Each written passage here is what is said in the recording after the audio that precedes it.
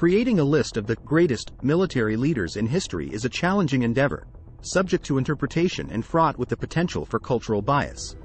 The term greatest itself can be problematic, as it suggests a level of objectivity that is difficult to achieve when dealing with complex historical figures, who might be seen as heroes in one context and villains in another. With those caveats in mind, here are some military leaders who have been highly regarded for their tactical or strategic genius, leadership qualities, and impact on history. This list is in no particular order and is not exhaustive. Enjoy.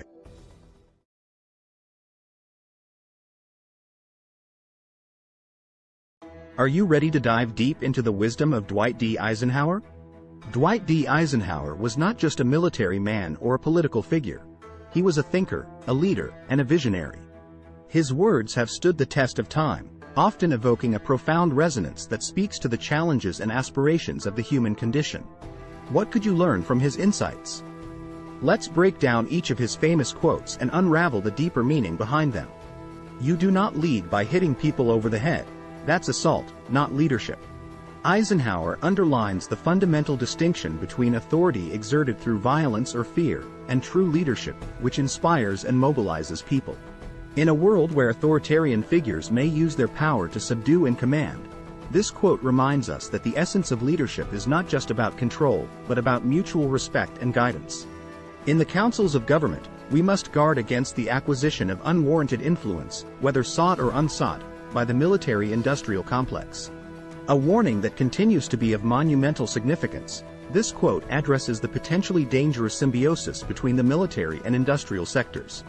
It emphasizes the need for vigilance in ensuring that economic interests don't steer a nation into unnecessary conflict. Are you aware of the influences shaping your country's policies?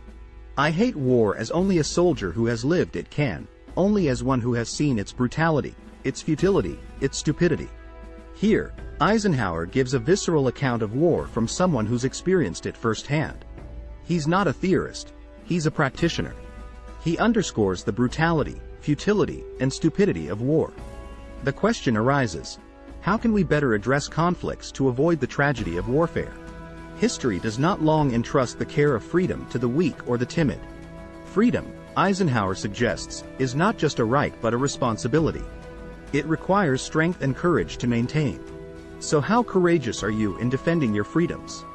Farming looks mighty easy when your plow is a pencil and you're 1,000 miles from the cornfield. The quote vividly portrays the disconnect that often exists between theory and practice. Eisenhower warns against the dangers of armchair expertise. Are you sometimes too quick to judge situations you haven't experienced yourself? The supreme quality for leadership is unquestionably integrity. Without it, no real success is possible. Integrity is the cornerstone of effective leadership. Without it, any success is superficial and short-lived. How does your integrity shape your actions? Plans are worthless, but planning is everything. Contradictory? Not quite. Eisenhower emphasizes the process over the product. While a plan may become irrelevant, the act of planning equips you with the knowledge and foresight to adapt. How often do you find yourself anchored to plans instead of being adaptable? Every gun that is made, every warship launched, every rocket fired signifies, in the final sense, a theft from those who hunger and are not fed, those who are cold and are not clothed. A poignant statement on the opportunity costs of militarization. Every resource allocated to warfare is a resource not spent on social welfare. What choices are you making that divert important resources from more meaningful pursuits? Only our individual faith in freedom can keep us free. Freedom is not just a state, it's a belief system. It's not just about laws and constitutions, it's about the individual's commitment to those ideals. How committed are you to the principles that make you free? The search for a scapegoat is the easiest of all hunting expeditions. Eisenhower highlights the human tendency to blame others for our problems, which is a distracting and destructive practice. Are you hunting for scapegoats or solutions? The problem in defense is how far you can go without destroying from within what you are trying to defend from without. Defense can become a double-edged sword. By fortifying ourselves too much, we run the risk of eroding the very values we aim to protect. Are your protective measures undermining what you hold dear? A people that values its privileges above its principles soon loses both. Here, Eisenhower warns that privileging rights over responsibilities can lead to the erosion of both. It begs the question, are you taking your privileges for granted? There is nothing wrong with America that the faith, love of freedom, intelligence, and energy of her citizens cannot cure. A message of hope and empowerment, Eisenhower affirms that the solutions to a nation's problems lie in the potential of its people. Are you contributing to the betterment of your community? We are going to have peace even if we have to fight for it. A paradox that highlights the complexities of achieving peace. Sometimes, ensuring long-term peace necessitates fighting against tyrannies or injustices. What are you willing to fight for in the name of peace? What counts is not necessarily the size of the dog in the fight, it's the size of the fight in the dog. An enduring lesson on the power of will and tenacity. Size and external factors may be less important than internal determination. How big is the fight in you? There you have it. Eisenhower's wisdom laid bare. These quotes are not just words. They are principles by which to navigate an increasingly complex world. Now, what will you do with this newfound wisdom? Are you ready to uncover the life of a man who was much more than just a president? Fasten your seatbelts and get ready for a journey through the life of Dwight D. Eisenhower, a man whose imprint on American history and the global landscape is both profound and unparalleled. His story is not just about military conquests or political feats. It's a narrative of determination, strategy, and leadership. Hold on tight, as you're about to discover how a young boy from a small Kansas town rose to become Supreme Allied Commander and eventually the President of the United States. The stakes are high, and the story is filled with suspense. Are you excited yet? The humble beginnings. Born in 1890, in a modest home in Denison, Texas, but raised in Abilene, Kansas, Eisenhower seemed like any other boy in a small, middle American town. Yet even in his early years, there was something that set him apart, a passion for competition and a fierce desire to excel, traits that would mark his life profoundly. But could a boy from a relatively unknown locale aspire to greatness on a world stage? The call to service. A pivotal moment came when he won an appointment to the United States Military Academy at West Point. Now, the stage was set. The young Eisenhower plunged into military science, history, and the art of warfare. However, his initial years in the military were fairly nondescript. For a long time, it seemed that Eisenhower might become one of the countless officers whose careers are distinguished but unremarkable. But then, World War II erupted. The climactic ascent, World War II. This was the arena where Eisenhower's true talents became unmistakable. Thrust into a war of unprecedented scale and complexity, he rose to become the Supreme Allied Commander of the Allied Expeditionary Force. This wasn't just a role, it was an enormous responsibility. Eisenhower wasn't merely fighting battles, he was orchestrating an entire coalition of forces across multiple countries against the formidable Axis powers. Could he deliver a blow decisive enough to change the tide of history? D-Day, a moment that would define him and the world. The answer came on June 6, 1944, with Operation Overlord, commonly known as D-Day. Here, Eisenhower's leadership was put to the ultimate test. The stakes were impossibly high, the fate of Europe and the free world hung in the balance. Against all odds, and despite immense challenges and setbacks, the invasion was a triumph. The moment solidified Eisenhower's status as one of the greatest military strategists of all time. But was this the zenith of his capabilities? A turn to politics, the 34th president.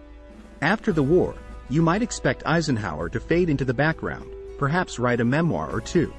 But no, Eisenhower had more chapters to write in the American story. Responding to what he felt was a new call to duty, Eisenhower transitioned into politics, eventually becoming the President of the United States in 1953. Now, he had the power to shape not just military strategies but the destiny of a nation. The legacy. During his 2 terms as president, Eisenhower expanded the U.S. highway system, navigated through the Cold War tensions, and worked tirelessly on civil rights issues, among many other accomplishments. He left office not just as a victorious general or a skilled politician, but as a statesman whose influence crossed multiple domains. So there you have it. The story of Dwight D. Eisenhower, a man whose life was a relentless pursuit of excellence, duty, and uncompromising leadership. From a small town in Kansas to the halls of global power, Eisenhower etched an indelible mark on history. Now that you've walked through his extraordinary life, how will his tale of tenacity and triumph inspire you? So, if you're feeling inspired, you know what to do. Hit that like button, share this video, and come join our tribe of history buffs and wisdom seekers. Until next time, keep exploring and keep learning.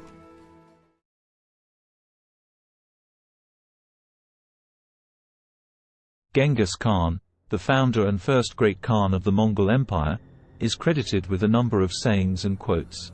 However, it's important to note that the historical accuracy of these quotes can be difficult to verify due to the passage of time and the lack of contemporaneous written records from Genghis Khan himself. Here are some quotes commonly attributed to him. "I am the punishment of God. If you had not committed great sins, God would not have sent a punishment like me upon you." Meaning, this quote reflects a divine sense of destiny and authority. Genghis Khan viewed himself as an instrument of divine will or retribution. This might have served to instill fear in his enemies, reinforcing the idea that opposing him was not just a battle of armies but a struggle against the divine. The greatest happiness is to vanquish your enemies, to chase them before you, to rob them of their wealth, to see those dear to them bathed in tears, to clasp to your bosom their wives and daughters. Meaning, this quote is a brutal summary of what Genghis Khan viewed as the ultimate triumphs in war. It emphasizes complete and utter domination over enemies, not just in battle but in breaking their spirits and taking what they value most. Conquering the world on horseback is easy. It is dismounting and governing that is hard. Meaning, winning battles may be straightforward compared to maintaining power and governing a diverse and expansive empire. This reflects an understanding that leadership isn't just about victory in combat. It's also about effective governance, diplomacy, and administration. If you're afraid, don't do it. If you're doing it, don't be afraid. Meaning, this quote underscores the role of commitment and courage in any endeavor. If you are too afraid to take action, it's better not to act. But if you do decide to act, proceed without fear, because hesitation and doubt can lead to failure. It is not sufficient that I succeed, all others must fail. Meaning, this quote reflects a zero-sum view of power and success. Genghis Khan seems to express that his own success isn't enough. His rivals must also be defeated or subdued for his accomplishments to be meaningful. A leader can never be happy until his people are happy. Meaning, despite his reputation for ruthlessness, this quote suggests that Genghis Khan had an understanding of the social contract between a leader and his people. For a reign to be stable and prosperous, the well-being of the governed cannot be ignored. Man's greatest joy is to slay his enemy, plunder his riches, ride his steeds, see the tears of his loved ones and embrace his women. Meaning, similar to the second quote, this reflects a martial, almost hedonistic view of life where pleasure is derived primarily through domination and conquest. Even when a friend does something you do not like, he continues to be your friend. Meaning, this quote speaks to the idea of unconditional friendship and loyalty. It suggests that true friendship persists through disagreements or unfavorable actions, a significant point given the alliances and relationships that would have been crucial in Genghis Khan's time. The strength of a wall is neither greater nor less than the courage of the men who defend it. Meaning, physical defenses like walls are only as effective as the people who stand behind them. Courage and morale are intangible factors that can make or break a defense, no matter how formidable it appears. An action committed in anger is an action doomed to failure. Meaning, this quote warns against the perils of acting on impulsive emotions like anger. Rationality and strategic thinking, as opposed to emotional reactions, are viewed as the keys to successful actions. Remember, the authenticity of these quotes can be debated, but they offer interesting insights into the complexities of leadership, war, and human relations as perceived through the lens of Genghis Khan's attributed sayings. Genghis Khan, originally named Temujin, was born around 1162 in what is today northern Mongolia. His life is one of the most legendary rags-to-riches stories in history. From humble beginnings, he would go on to create one of the largest empires the world has ever known. Early life. Temujin was born into the Borjigin clan, part of a Mongol tribe. His father was a chieftain, but the family was not particularly wealthy or powerful. When Temujin was young, his father was poisoned by a rival tribe, and the family was left to fend for themselves without the protection of their tribe. They lived in poverty, and Temujin's mother taught him survival and the importance of strong familial bonds. Rise to power. As a young man, Temujin began forming alliances, often sealed by marriage. He married Bort, which established an alliance with her family. Bort was kidnapped by a rival tribe, the Merkit, but Temujin was able to rescue her with the help of his blood brother, Jamukha, and a powerful chieftain, Tokrul. Temujin's alliance with Jamukha eventually broke down, partly because they had different visions for the Mongol tribes. Jamukha favored the aristocratic status quo, while Temujin leaned toward a meritocratic society. This ideological split led to civil war among the Mongol tribes. Temujin gradually gained followers, many of whom were social outcasts, and he distinguished himself with a meritocratic system and a code of law that later came to be known as the Yasa.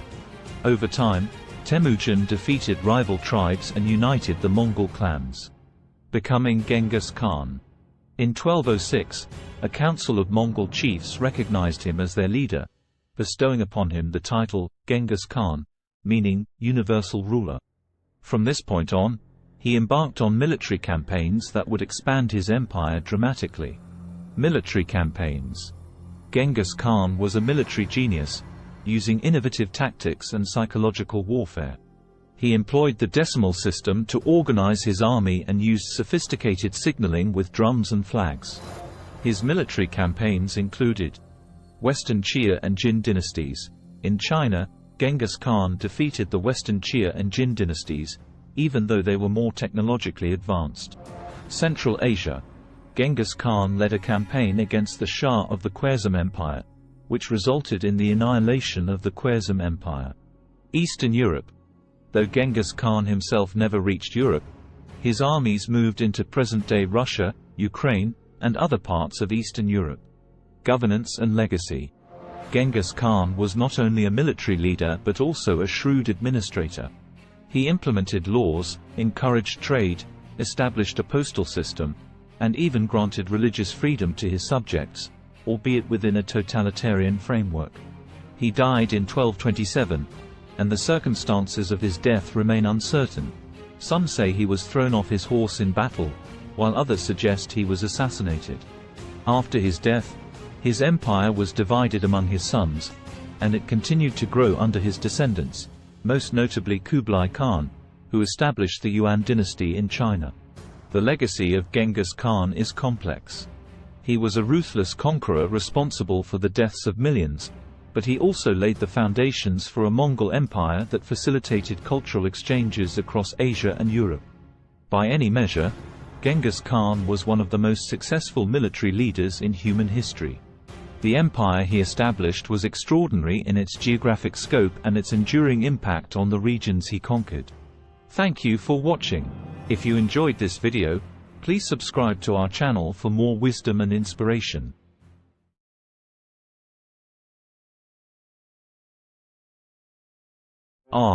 The words of Julius Caesar, timeless, provocative, and filled with layers of meaning that continue to echo across millennia. But what do these famous quotes truly mean? And how can they be applied to our lives today? Let's take an in-depth look at each one, peeling back the layers to reveal the nuggets of wisdom contained within. Ready to dive in? Veni, vidi, vici. I came, I saw, I conquered. Meaning. At its core, this quote epitomizes swift and decisive action. Caesar used these words to describe his quick victory over Pharnaces II at the Battle of Zela. The statement reflects a self-assured leader who can assess a situation, act on it, and achieve his goals effectively. Consider this. What if you could apply the same level of decisiveness and efficiency to your own challenges? Imagine the results you could achieve. A2, Brute. And you, Brutus? Meaning. Often cited to highlight the ultimate betrayal, This phrase from Shakespeare's play has become emblematic of surprise and disappointment upon discovering a close friend's disloyalty. Consider this. Have you ever been betrayed by someone you considered a close ally? How did that reshape your understanding of trust and friendship? Alia jacta est, the die is cast. Meaning, this quote signifies a point of no return, a decisive moment after which one is committed to a course of action. Caesar supposedly said this upon crossing the Rubicon River, initiating a civil war. Consider this. Think about the moments in your life where you've crossed your own Rubicon. Were you aware of the consequences that would unfold? Cowards die many times before their deaths. The valiant never taste of death but once. Meaning, this line suggests that courage allows you to live fully, while cowardice leads to a life of constant dread and metaphorical deaths. Anticipate this. How might your life change if you lived without the fear of failure or judgment? It is easier to find men who will volunteer to die than to find those who are willing to endure pain with patience. Meaning, Caesar's understanding of human psychology here is profound. He observes that people may be more willing to face a quick end than to endure prolonged suffering. Consider this. What does this say about our approach to long-term challenges versus immediate dangers? Men willingly believe what they wish. Meaning, this speaks to the power of cognitive biases. We're more likely to believe things that align with our desires or pre-existing beliefs. Consider this. Are there beliefs you hold simply because you want them to be true? I love the name of honor more than I fear death. Meaning, this phrase, from Shakespeare's play, underscores the idea that honor and legacy can be more important than the fear of death itself. Consider this. What values do you hold higher than your own survival? What we wish, we readily believe, and what we ourselves think, we imagine others think also. Meaning, another reflection on human psychology, this quote speaks to our tendency to project our own beliefs onto others. Consider this. Have you ever assumed someone else held the same views as you, only to be proven wrong? As a rule, men worry more about what they can't see than about what they can. Meaning, this reveals Caesar's thoughts on the power of the unknown to instill more fear than visible threats. Consider this. What unknown factors are you worrying about right now? And are they more troubling than the challenges you can see? In the end, it is impossible not to become what others believe you are. Meaning, this quote speaks to the force of public perception and how it can shape one's destiny. Consider this. How much does public opinion or the expectations of others influence your actions and self-image? So there we have it. A deep dive into the enduring wisdom of Julius Caesar. Each quote offers a mirror into our own lives, reflecting aspects of human nature, leadership, and personal development. Which of these quotes resonated with you the most, and why? Julius Caesar. The name alone conjures a tapestry of power, betrayal, and monumental shifts in the course of human history. But who was this man really? And how did his life's journey lay the foundation for an empire? Are you ready to unravel the complex web of Caesar's life?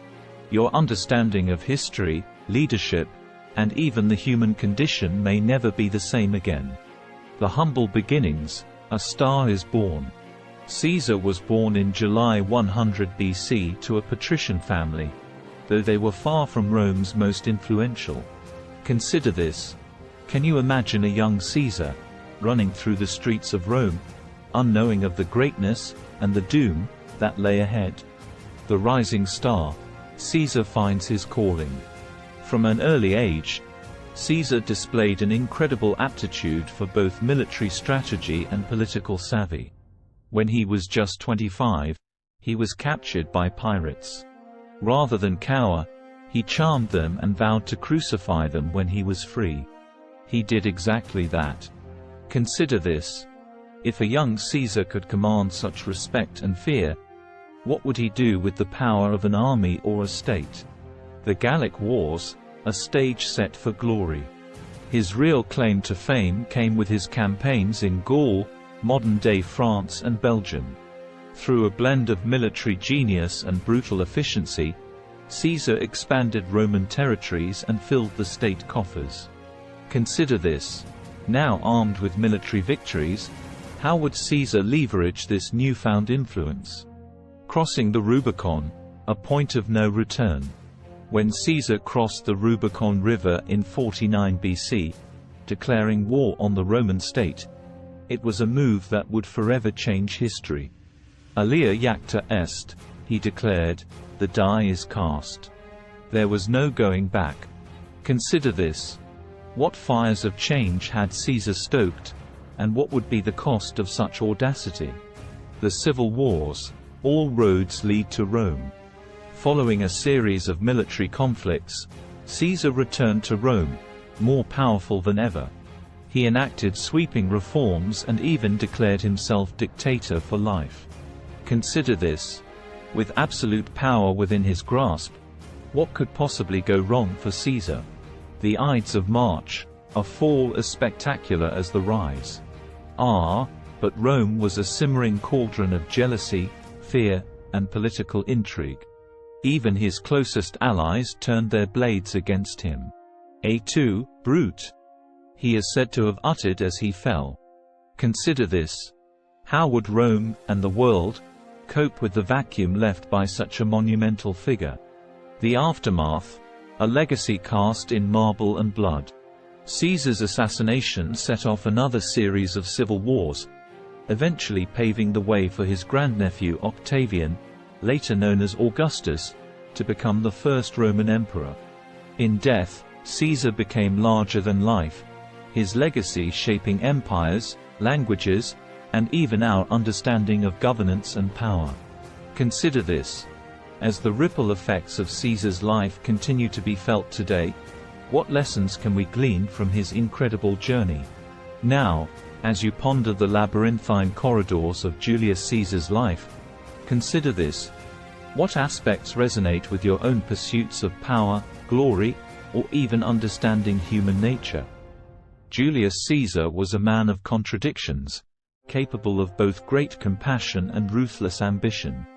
His life offers a complex narrative that challenges us to explore the nuances of power, loyalty, and the indomitable human spirit.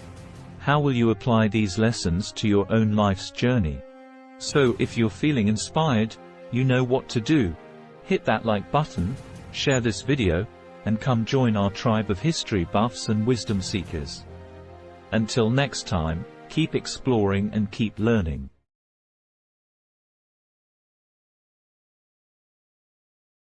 Have you ever wondered how a young king from a small kingdom in Macedonia could conquer vast territories, and etch his name in the annals of history forever? The life and words of Alexander the Great may offer some clues. Each of these profound quotes encapsulates a vision or principle that guided him through a life of conquest and exploration. Let's dive in and unpack the wisdom in these statements. I am not afraid of an army of lions led by a sheep, I am afraid of an army of sheep led by a lion. Here, Alexander underscores the paramount importance of leadership.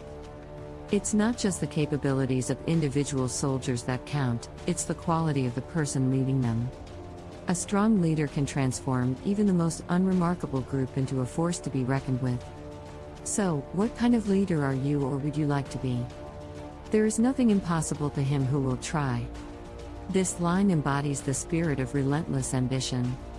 For Alexander, limitations didn't exist, they were merely challenges to overcome.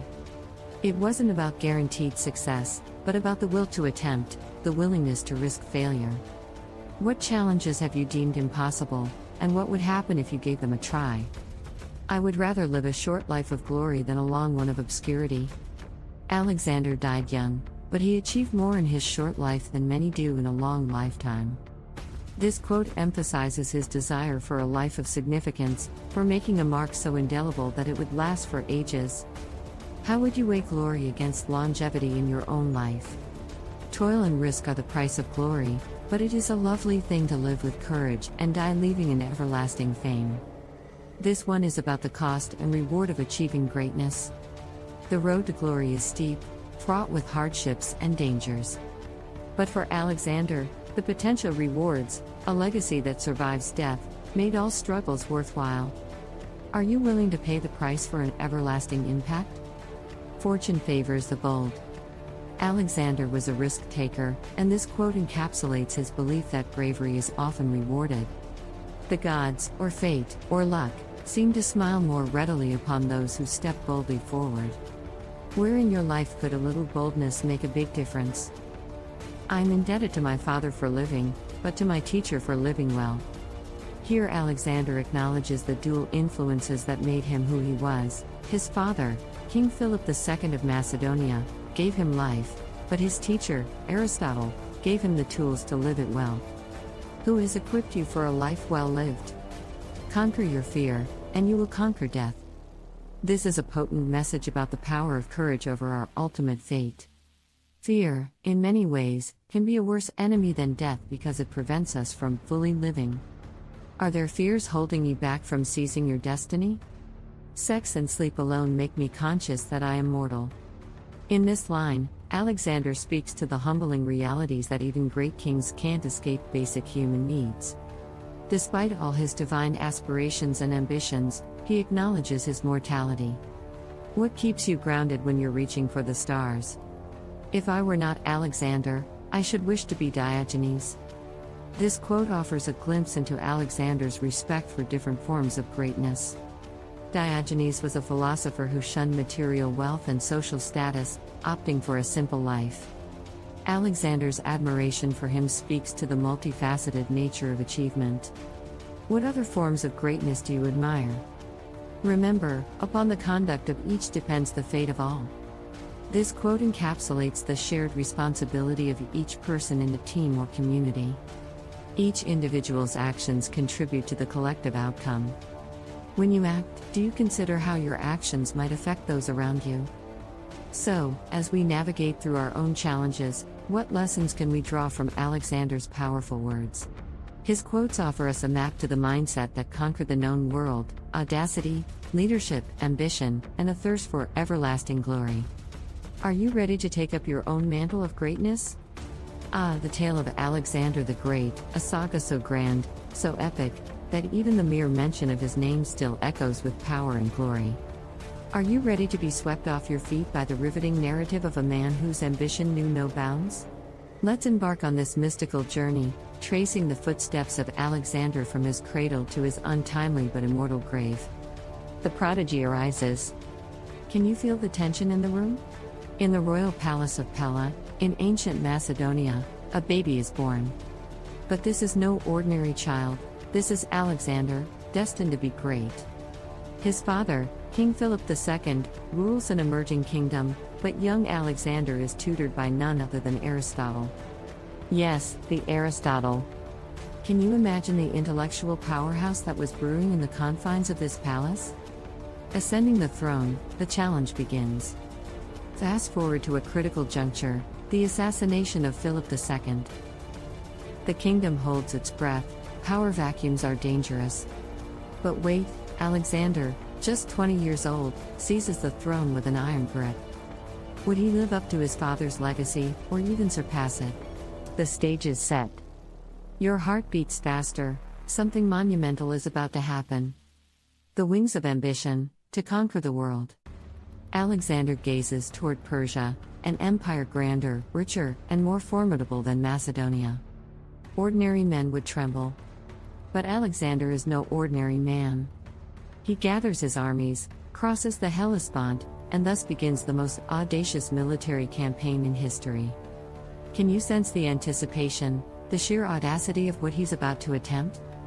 Battles, sieges, and the path to immortality. You might want to hold on to your seat for this part. From the Battle of Issus to the Siege of Tyre and the conquering of Egypt, Alexander's brilliance as a military strategist is unfurling like a scroll of endless victories. But, wait for it. He declares himself a god, the son of Zeus. Blasphemy or divine inspiration? You decide. Into the unknown, India and the limits of mortality. By this point, Alexander's men are weary, their eyes filled with dreams of home. But their leader is relentless, pushing further into India. Here, he faces King Porus in the fierce battle of the Hydaspes. He wins, of course, but something changes. The weight of mortality descends, and a longing for home surges within him. Would he make it back? The suspense is nearly unbearable. The inevitable twilight, the end of an era. Babylon, a city of splendor and the stage for our final act. At just 32, illness overtakes Alexander. The man who seemed invincible, who declared himself a god, is reminded of his own mortality. As he draws his last breath, he leaves an empire without a clear successor. To the strongest, he supposedly whispers. Chaos ensues, but the legend, that's immortal. Now, take a deep breath. You've just journeyed through a life so extraordinary that its real events surpass even the most fantastical legends. Alexander the Great, the king, the conqueror, the legend. A life lived on the edge of ambition and possibility. A life that raises the question, what grand designs would you dare to dream, and how far would you go to make them a reality? So if you're feeling inspired, you know what to do. Hit that like button, share this video, and come join our tribe of history buffs and wisdom seekers. Until next time, keep exploring and keep learning.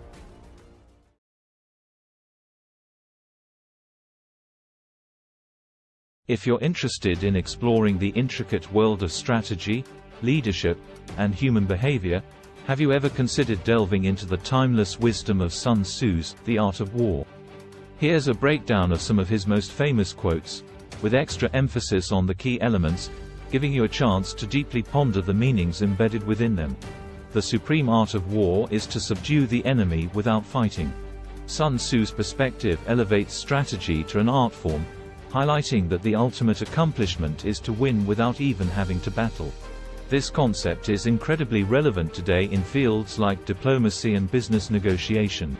Why use resources on a battle when the same outcome can be achieved through skillful strategy? All warfare is based on deception. Here, Sun Tzu advocates for misdirection and subtlety in strategy.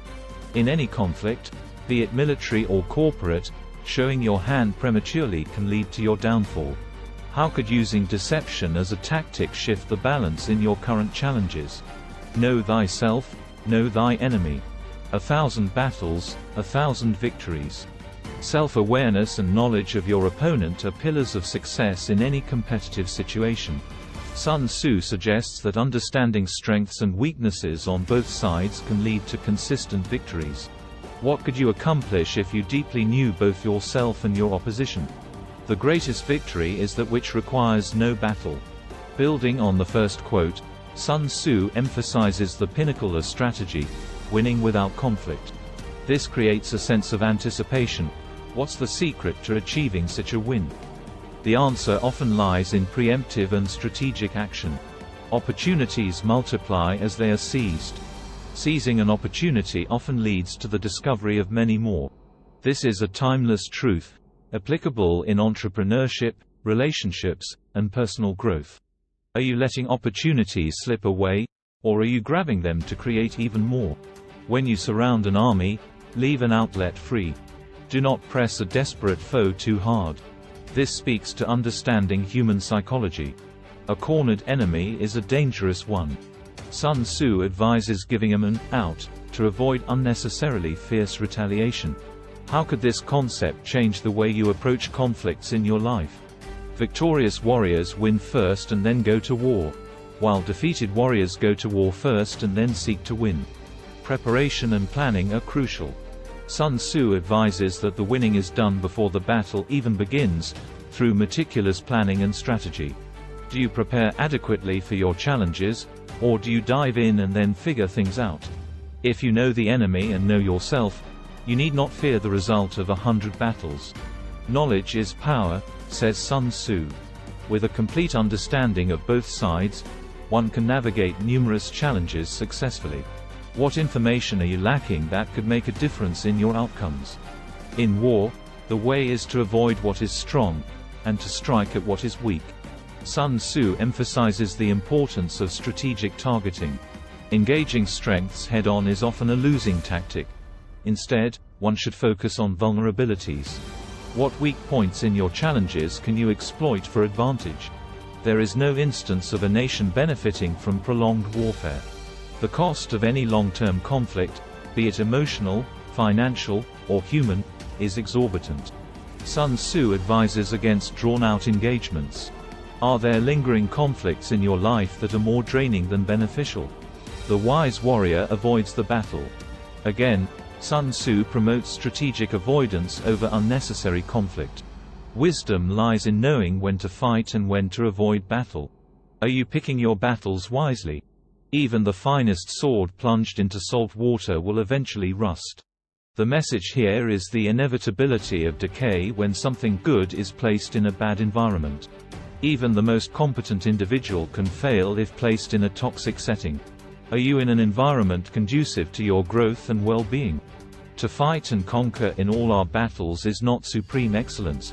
Supreme excellence consists in breaking the enemy's resistance without fighting. Sun Tzu identifies supreme excellence as overcoming obstacles without direct conflict, emphasizing the power of psychological and strategic warfare. Are you harnessing the power of mind over muscle? He who is prudent and lies in wait for an enemy who is not, will be victorious. Patience and timing are key elements. Sun Tzu advises waiting for the right moment to act, particularly when your enemy is unprepared. How can patience and timing serve you in your current endeavors?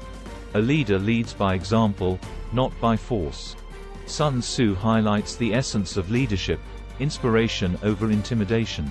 Leaders who set good examples achieve more enduring and heartfelt allegiance from their followers. Are you leading by example in your sphere of influence? So, as you navigate the complexities of your own battles, whether they be in your career, relationships, or personal growth, how could these nuggets of ancient wisdom guide your strategy? Sun Tzu, the man, the myth, the legend. His name has echoed through the corridors of time. But who was he really?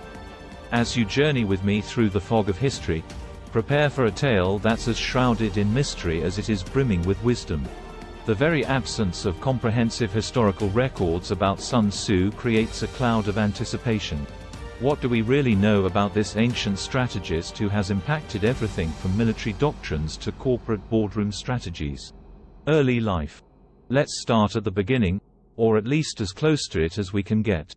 Sun Tzu was believed to have been born in the spring and autumn period of ancient China, around 544 BC.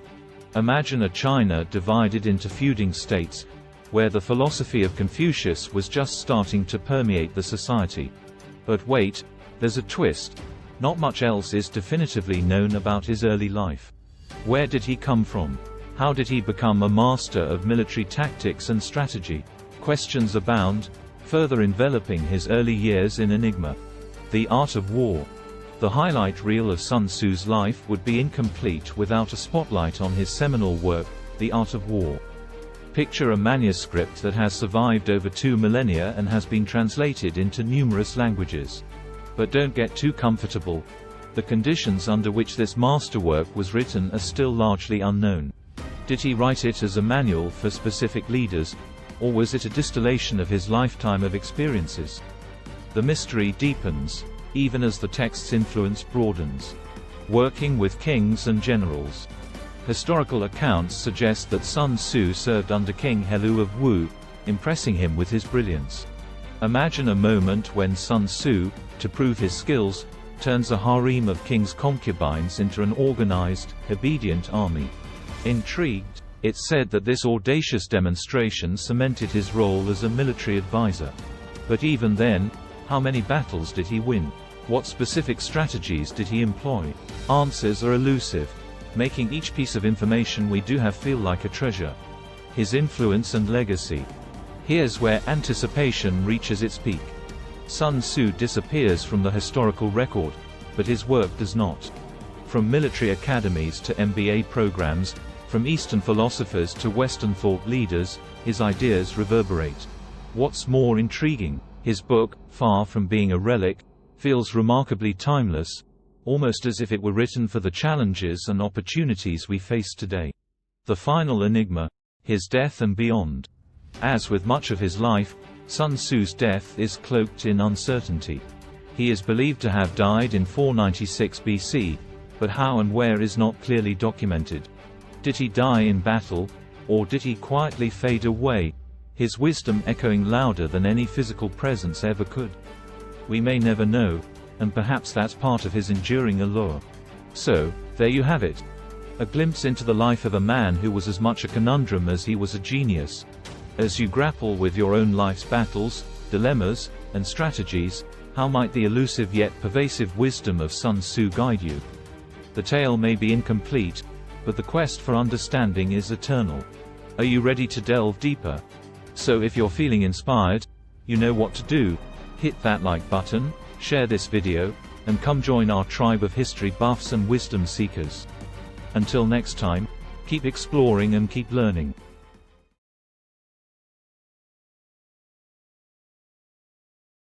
Hannibal Barca, the Carthaginian general who famously crossed the Alps to attack Rome during the Second Punic War, is attributed with a number of quotes, though it's worth noting that historical records are not always precise. Some quotes attributed to him include, "We will either find a way or make one." This quote is often attributed to Hannibal when he was asked how he planned to cross the Alps with elephants and an army. It symbolizes his determination and innovative approach to problem solving. "I swear so soon as age will permit, I will use fire and steel to arrest the destiny of Rome." According to historians, Hannibal is said to have made this vow to his father, Hamilcar Barca, at a young age. It signifies his lifelong commitment to fighting Rome. Let us ease the Roman people of their continual care, who think it long to await the death of an old man. This quote is attributed to Hannibal when he considered poisoning himself to provide Rome with a sense of relief. His thoughts reflected his understanding of his role as the nemesis of Rome, even in decline.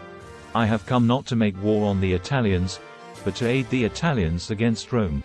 Hannibal tried to win over various Italian states by claiming that his fight was not with them, but with their overlord, Rome. These quotes encapsulate various aspects of Hannibal's strategic thinking, his determination, and his lifelong animosity toward Rome. However, it's worth mentioning that these quotes come down to us through the lens of mostly Roman historians, so their exact wording and even their attribution to Hannibal may be the subject of scholarly debate. In a land washed by the waters of the Mediterranean, where trade and culture swirled like currents in a rich sea, lived a boy named Hannibal Barca. Son of Hamilcar Barca, a military genius in his own right, Hannibal was born into a tradition of warfare, molded by the ethos of his native Carthage, a city-state that once dared to challenge the gods with its wealth and splendor. Yet, looming beyond the horizon, like an unassailable cliff, was Rome, Carthage's eternal rival.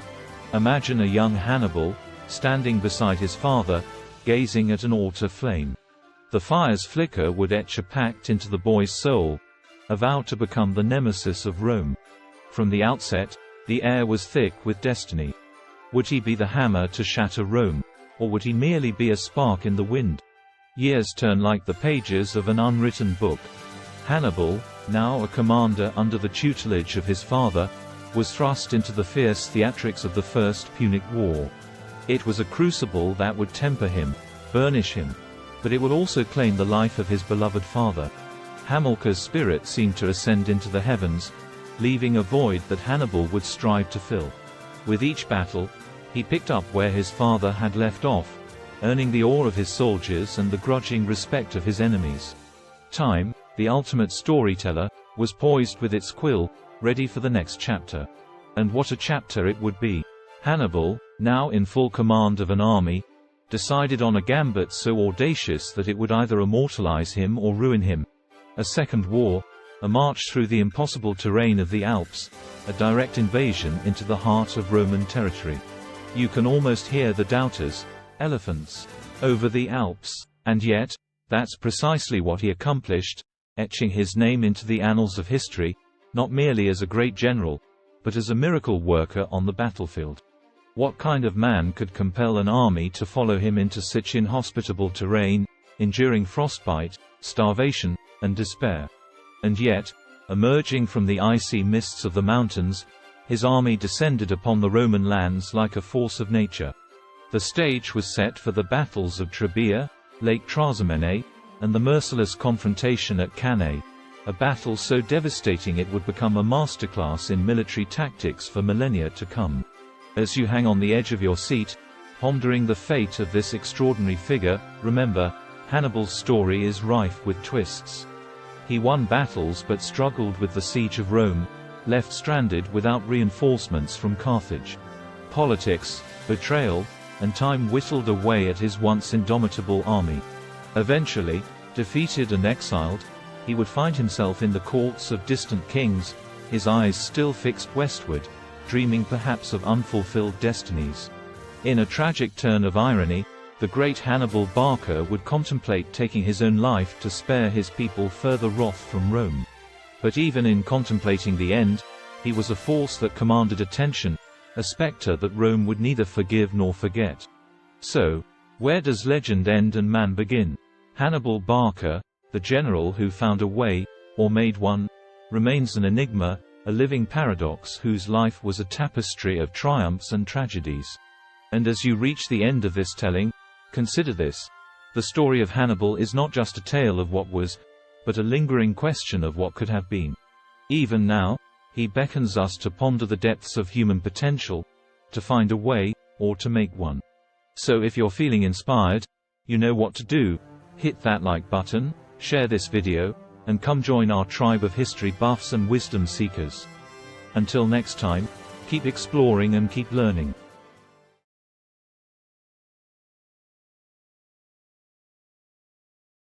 Napoleon Bonaparte, the French military and political leader who rose to prominence during the French Revolution, was known for his tactical genius as well as his impactful statements on various subjects. Here are some of his more famous quotes. Diving deep into the quotes of historical figures like Napoleon Bonaparte can offer us valuable insights into human behavior, leadership, and the complexities of history. But have you ever wondered what lies beneath the surface of these statements? What could these quotes mean, and how might they apply to your own life? Let's dig into each quote, one by one, to unravel their hidden depths.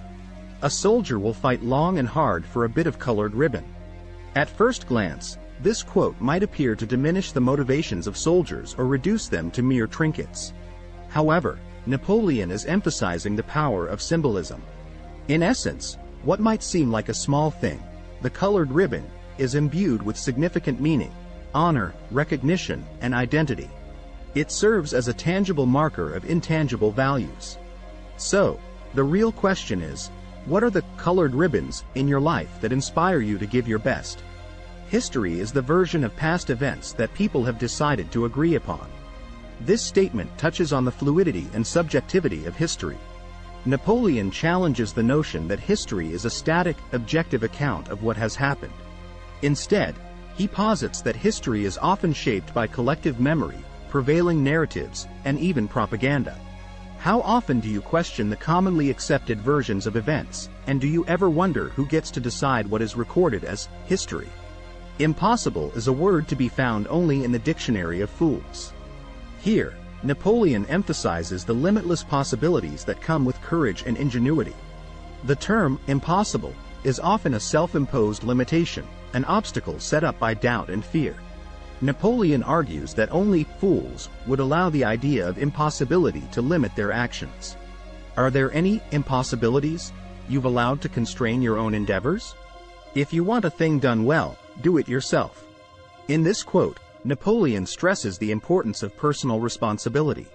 If something is crucial, taking direct control ensures that it aligns with your vision and standards.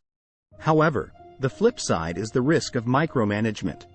Do you find yourself entrusting others with important tasks, or are you more inclined to take matters into your own hands? Courage isn't having the strength to go on, it is going on when you don't have strength. Napoleon here speaks to the core of courage, resilience in the face of overwhelming odds. Courage isn't just about having the physical or emotional strength, it's about persevering even when those reserves are depleted. How do you muster the will to carry on in times when you feel like giving up?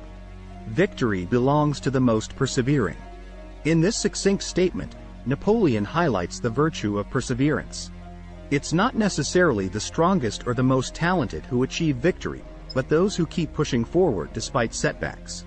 In what areas of your life could perseverance make all the difference? In war, the moral is to the physical as 3 is to 1. Napoleon stresses that moral strength often outweighs physical prowess, especially in complex and high-stakes endeavors like war. The state of an army's morale can dramatically affect their effectiveness on the battlefield. How important is morale, or emotional strength, in your day-to-day challenges? The strong man is the one who is able to intercept at will the communication between the senses and the mind. This one delves into emotional intelligence and self-control. According to Napoleon, true strength lies in the ability to manage one's impulses and emotions, to act instead of reacting. Are you the master of your senses, or do they master you? The battlefield is a scene of constant chaos. The winner will be the one who controls that chaos, both his own and the enemy's.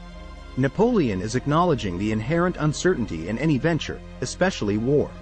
The key to success lies in your ability to manage, adapt to, or even exploit this chaos. How well do you manage uncertainty in your life? A man will fight harder for his interests than for his rights. Last but not least, Napoleon focuses on human motivation. People are generally more invested in their immediate interests than abstract principles. While rights are crucial, they often don't mobilize people as effectively as personal gains or losses. Do you find yourself more motivated by principles or by self-interest? These quotes from Napoleon Bonaparte reveal deep insights into human behavior, leadership, and the complexities of life. So the question is, how will you apply these age-old wisdoms to navigate the modern world? Napoleon Bonaparte. His name alone conjures images of grand battles, endless ambition, and a Europe forever changed. But how did this man, born on a small Mediterranean island, ascend to such staggering heights? Just who was this enigmatic figure? Let's unfurl the tapestry of his life, thread by intriguing thread, as we traverse the labyrinth of his extraordinary journey. The Corsican upstart.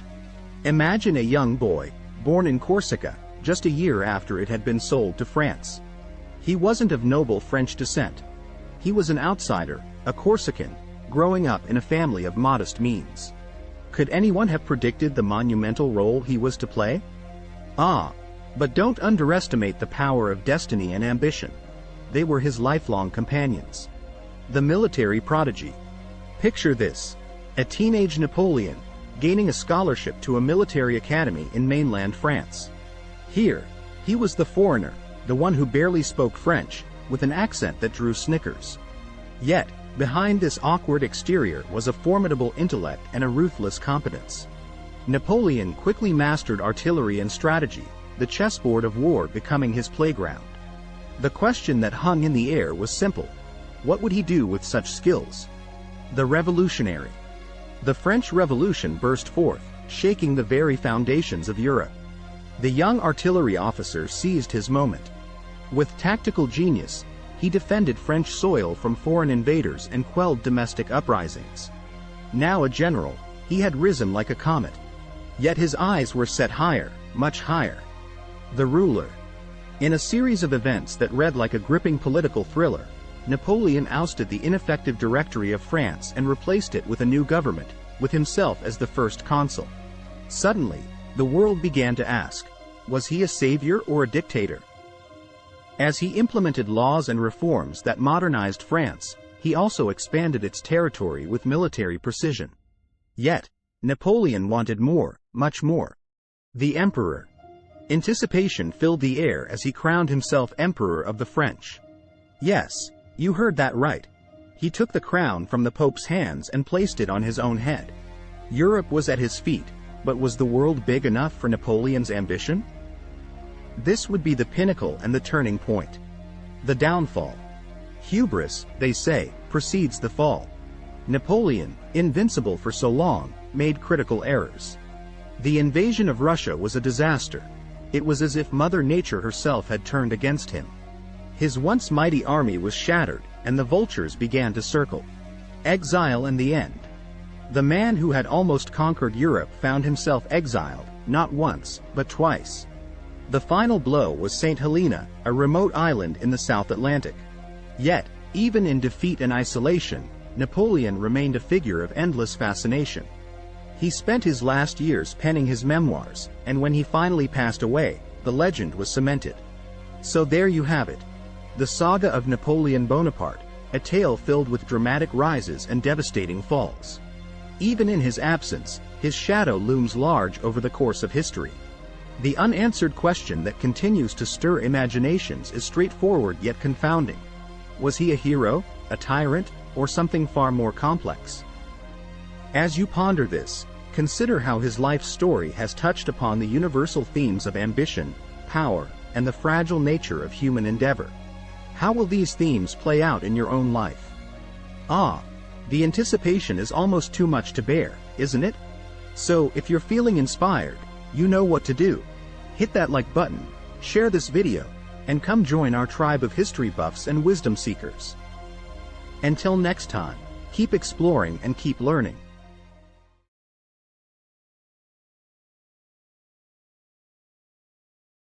Spartacus, the Thracian gladiator who led a slave uprising against the Roman Republic, is a historical figure whose life has inspired countless books, movies, and TV shows. The most famous depiction is arguably the 1960 film, Spartacus, directed by Stanley Kubrick and starring Kirk Douglas. In that film, several lines have become iconic, although these quotes are not directly attributed to the historical Spartacus as there is limited documentation on his actual words. Here are some memorable quotes from the film. "I'm Spartacus." This line is shouted by multiple slaves to protect the real Spartacus from identification and capture. It has become a symbol of solidarity and resistance. When a free man dies, he loses the pleasure of life. A slave loses his pain. Death is the only freedom a slave knows. That's why he's not afraid of it. That's why we'll win. A line that speaks to the desperation and resolve of the slaves in their revolt. "I am not an animal." Spartacus yells this line to assert his humanity in the face of dehumanizing treatment. If we're ever to be a nation of free men, we must first have laws. A quote that reflects the ideals Spartacus and his followers were fighting for. "I would rather be here, a free man among brothers, facing a long march and a hard fight, than the richest citizen in Rome, fat with food he didn't work for and surrounded by slaves." This line encapsulates Spartacus's disdain for the Roman way of life, especially its dependency on slavery. Remember that these quotes are from the movie and should not be considered as historical utterances from the real Spartacus, about whom very little is definitively known. Nonetheless, they capture the spirit of resistance and freedom that has made the story of Spartacus enduringly popular. In the heart of ancient Rome, a power that stretched from the arid deserts of Africa to the misty realms of Britannia, a legend was born. A gladiator, a rebel, a leader. His name? Spartacus. But before his name was whispered, shouted, and then roared across the lands, he was just a man, a Thracian warrior with dreams as wide as the sky. Imagine the dust and dirt flying under the hooves of Thracian horses. Spartacus, a fierce warrior in his own right, fighting for his homeland. Could he have ever foreseen the twisted path fate had laid before him? Not likely, for the life of a gladiator was never one he aspired to. Yet, as often happens in tumultuous times, war betrayed him. He was sold into slavery, ripped from the pages of his own story and thrust into a nightmare penned by Roman hands. Can you hear the clashing of swords and the roars from the Colosseum? That is where our hero found himself next, a gladiator school in Capua. For most men, this would be a death sentence, the final chapter in an insignificant life. But not for Spartacus. Even in chains, he refused to bow.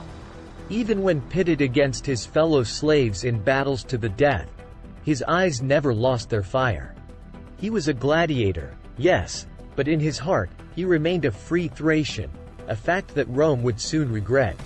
What happens when you corner a wolf? It fights back, and so did Spartacus. Along with 70 or so fellow gladiators, he orchestrated a daring escape, seizing weapons and armor and painting the walls of their prison in the blood of their captors. But freedom, as they soon found out, had its own price. Now outlaws, with the Roman legions closing in, a choice presented itself.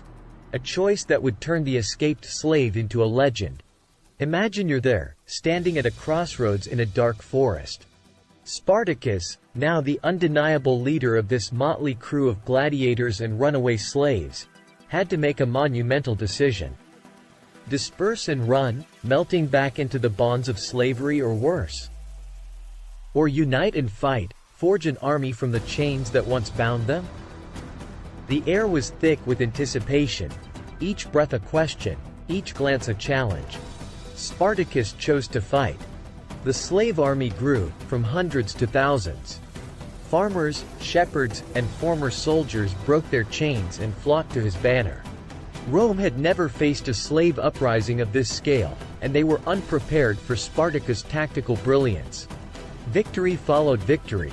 Encampments turned into fortresses, and the slave army began to dream the impossible dream: defeat Rome and end slavery. But as the gears of fate ground onward, Rome's pride swelled into wrath. The Senate dispatched its legions, commanded by the wealthiest and most cunning generals, to quash the Spartacus-led rebellion. Skirmishes turned into battles, battles into full-blown wars. For every inch of freedom, Spartacus and his army paid in miles of blood. Will Spartacus find the freedom he so fiercely fought for, or will the might of Rome prove too overpowering? What legacy will he leave behind, in sand and stone, in history and hearts? In the annals of time, amid countless tales of heroes and villains, conquerors and kings, the story of Spartacus stands as a beacon. A tale not just of a slave, but of a man who defied an empire. And the world, even 2 millennia later, has never quite forgotten that defiant cry for freedom. So, dare to know, dare to delve, dare to whisper his name. Spartacus.